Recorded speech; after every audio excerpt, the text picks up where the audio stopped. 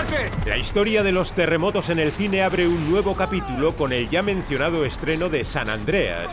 Y hay motivos de sobra para hacer películas sobre la falla de San Andrés, porque ha habido al menos 3 grandes terremotos en esa misma falla de California en poco más de siglo y medio. La gente tiene que saber que los temblores no han terminado. Al contrario, esto no ha hecho más que empezar. Empezamos por el terremoto de Fort Tejon, que fue el primero de esos 3 grandes terremotos y también el más potente. Alcanzó una brutal magnitud de 8 puntos en la escala de Richter, pero solo causó 2 muertos. Y eso que Fort Tejon está cerquísima de Los Ángeles. Pero es que ese terremoto tuvo lugar en 1857, cuando California estaba mucho menos poblada que ahora y cuando no había rascacielos que pudieran derrumbarse. ¿Qué es eso? El segundo gran terremoto en la falla de San Andrés fue el de San Francisco en 1906.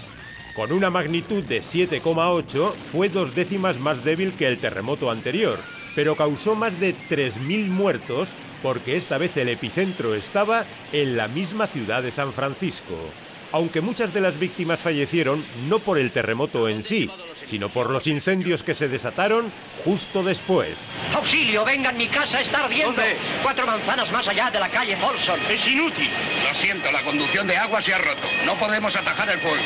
La superproducción San Francisco recreó este terrible terremoto con Clark Gable y Spencer Tracy al frente del reparto. Está considerada como la primera película de catástrofes de la historia del cine y se estrenó en 1936, coincidiendo con el 30 aniversario del verdadero terremoto de San Francisco. Bill, vivimos en una zona de terremotos. ¿Qué más puedo decirle? La película Terremoto es ya de los años 70, pero no fue hasta 1989 cuando llegó el tercer gran terremoto de California, el de Loma Prieta, junto a la bahía de San Francisco, con una magnitud de 6,9 y un saldo de 69 muertos. No fue por tanto el más trágico ni el más potente, pero sí que fue el primer terremoto de California en ser emitido por televisión. Y es que a finales de los años 80 ya había cámaras en todas partes, y por eso hay centenares de minutos de imágenes grabadas en el mismo instante del terremoto.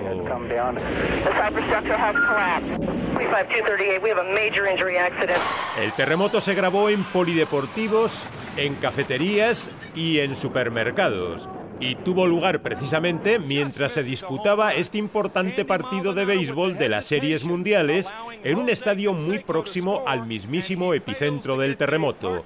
¡Atentos!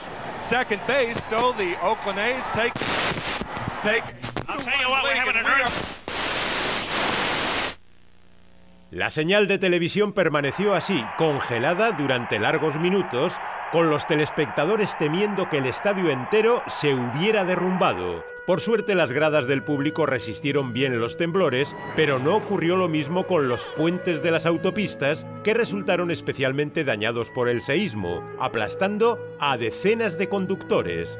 Y aún así, este terremoto de 6,9 en la escala de Richter fue mucho más suave que los 3 terremotos más potentes de la historia. Siento como que algo nos está separando. El mayor terremoto jamás registrado es el que tuvo lugar en Chile en el año 1960.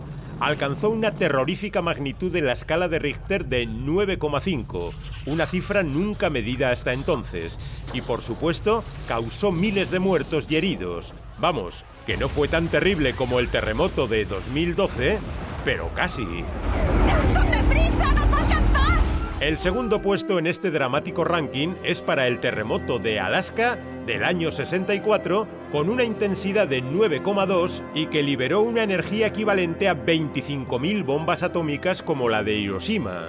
Eso sí, al ser en una zona poco poblada como Alaska, la cifra de muertos apenas pasó del centenar. Afortunadamente. Menos fortuna tuvieron las víctimas del tercer gran terremoto de la historia, el de Indonesia, en 2004. Con una magnitud de 9 grados en la escala de Richter, dejó un dramático saldo de casi 300.000 muertos, víctimas casi todos no del terremoto en sí, sino del tsunami desatado por el movimiento sísmico. el mismo tsunami que fue recreado en Lo Imposible.